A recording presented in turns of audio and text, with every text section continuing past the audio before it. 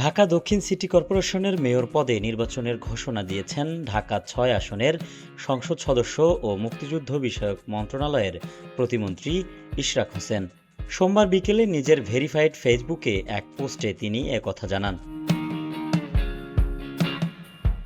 ইশরাক হোসেন ২০২০ সালে ঢাকা দক্ষিণ সিটি কর্পোরেশনের মেয়র পদে নির্বাচন করে ঘোষিত ফলে পরাজিত হন। তবে তিনি সেই ফল আদালতে চ্যালেঞ্জ করলে ২০২৪ সালে আদালত তাকে মেয়র হিসেবে ঘোষণা দেন। পরে নির্বাচন কমিশন গেজেট প্রকাশ করলেও বিরোধের কারণে মেয়রের চেয়ারে বসা হয়নি তার।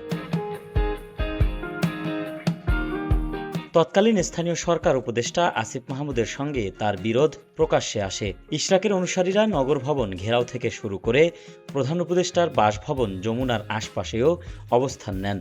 এ নিয়ে তখন তুমুল আলোচনা সমালোচনা হয়। এরই মধ্যে জানা গেছে এনসিপি থেকে ঢাকা দক্ষিণ সিটি কর্পোরেশনের মেয়র পদে লড়বেন আসিফ মাহমুদও। একদিনের মাথায় ইশরাক হোসেনের ঘোষণায় রাজনীতিতে নতুন উত্তাপ তৈরি হয়েছে। তবে ইশরাককে তার দল বিএনপি সমর্থন দেবে কিনা তা এখনও নিশ্চিত নয়।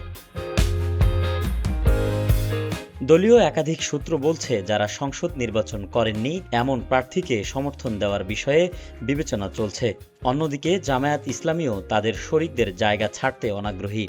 ঢাকা দক্ষিণে হাজী মোহাম্মদ এনায়েত উল্লাহকে সম্ভাব্য প্রার্থী হিসেবে দেখছেন তারা।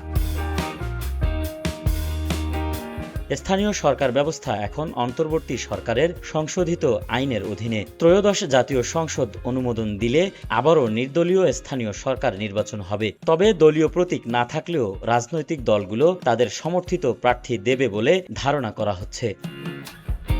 এ K M Suman, RNB news.